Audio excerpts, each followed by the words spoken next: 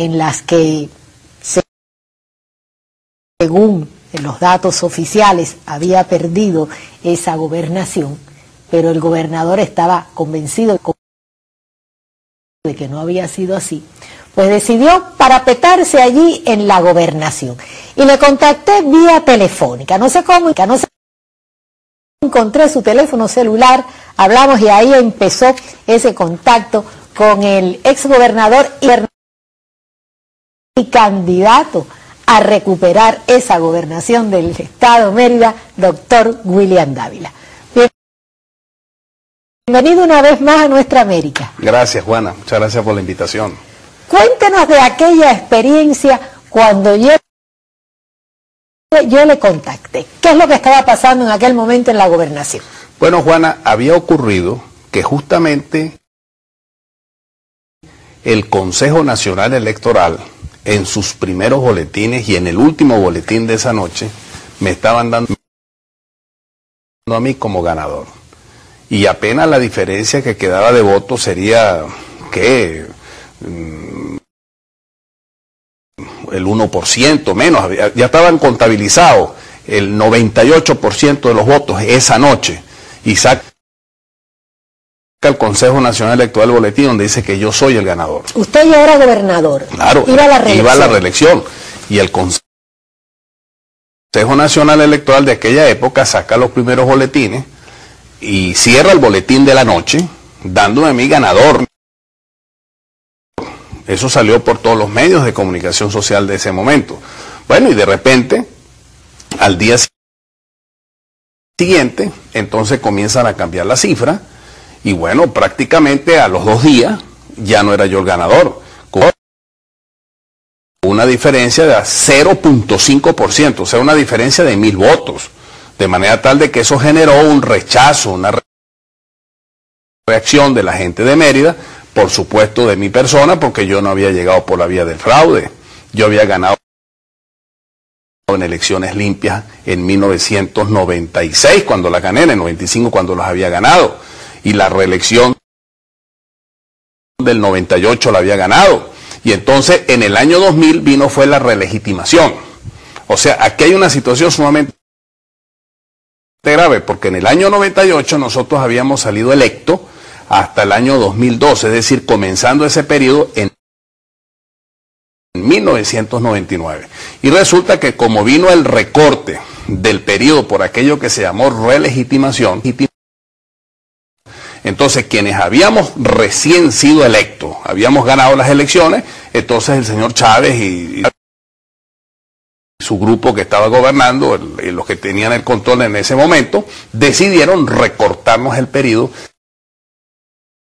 a todos los gobernadores que habíamos sido electos. Entonces fuimos al proceso del año 2000, que no era ninguna reelección. Ya mediaba una gran arbitrariedad, un gran abuso de poder, porque habían recortado un periodo que había sido establecido por la Constitución, según el cual nosotros durábamos 3 años. Se violó la Constitución. Claro, entonces vino un proceso de relegitimación dentro del contexto de la nueva Constitución que había sido aprobada en 1999, y entonces nos aplicaron retroactivamente un principio que había sido consolidado en el pueblo, como era la reelección nuestra del año 99 o del año 98.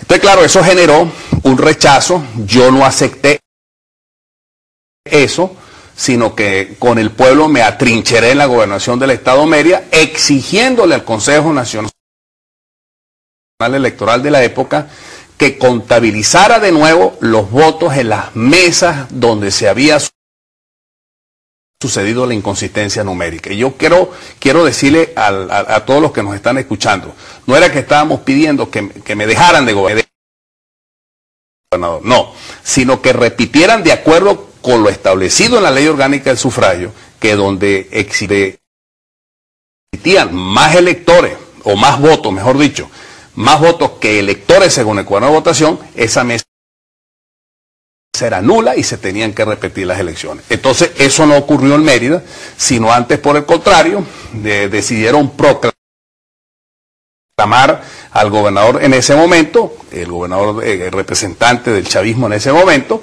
por una diferencia de 1000 votos. Bueno, ese fue un caso muy sonado en Venezuela. Yo fui al Tribunal Supremo, hubo manifestaciones de calle, fui a la Corte Interamericana de Derechos Humanos, que todavía reposa en la Corte Interamericana de Derechos Humanos nuestra demanda, porque se le había violado un principio fundamental al pueblo de Mérida, que era su derecho a elegir, el derecho a participar mediante una elección. Se le había quitado al pueblo la posibilidad democrática de haber escogido un gobernador de forma libre, transparente, en procesos electorales libres y transparentes igualmente. Entonces, esa fue la situación que se presentó. Repito, fue un caso muy sonado, porque junto conmigo hubo otros casos con diferentes